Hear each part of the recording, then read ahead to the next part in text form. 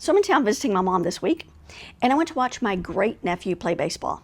He's 5, and this is his first year to play like coach pitch baseball. A big boy team. He's super excited.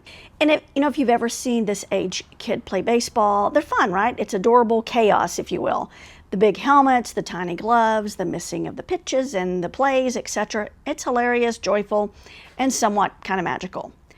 But what stood out for me the most about watching him play baseball had nothing to do with the way that they played, and it had everything to do with the way that they were coached.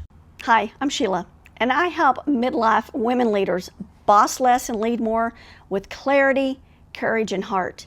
And this story about a 5-year-old's baseball game might just change how you lead too.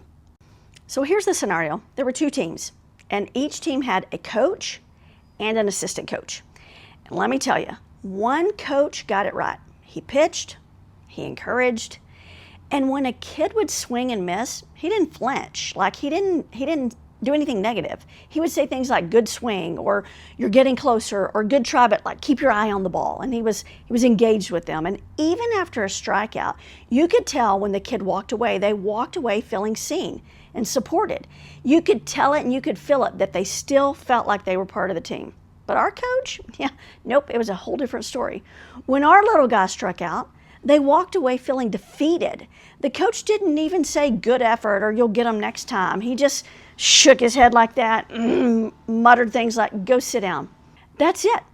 That's all the feedback that our kids and our team got. And I'll honestly say that it didn't just crush the little boy's spirit, it crushed mine as well. Everyone saw it. The players saw it. The parents saw it. Even the opposing team's coaches saw it.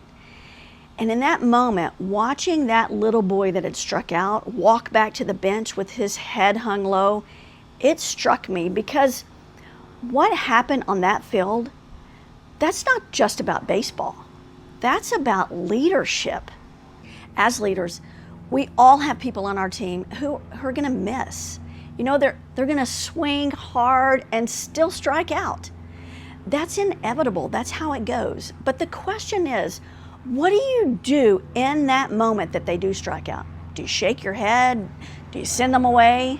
Do you look discouraged? Or do you kneel down beside them and look them in the eye and say, hey, I get it. It's okay. Let's figure this out together. Because leadership isn't about perfection. It's not about barking orders from the pitcher's mound. It's about coaching people through their struggles and through the process, not just the rewards and the wins. You don't build confident teams by criticizing every swing. And I know I'm sticking with the baseball theme, but you build them by believing that they'll hit the next one. When your team sees that you're still in their corner after they mess up or strike out, that's when you build trust. That's when people will grow, because great leaders, they don't just count the hits and the successes. They create hitters and they create other leaders. So here's my challenge to you. The next time someone on your team drops the ball, before you shake your head and you grumble something like go sit down, instead, why don't you ask yourself, what kind of coach do I want to be today, or what kind of coach do I want to be remembered as? Encourage, instruct, believe, and build a team that knows that it's okay to miss as long as they're still swinging. If they're trying, you're succeeding.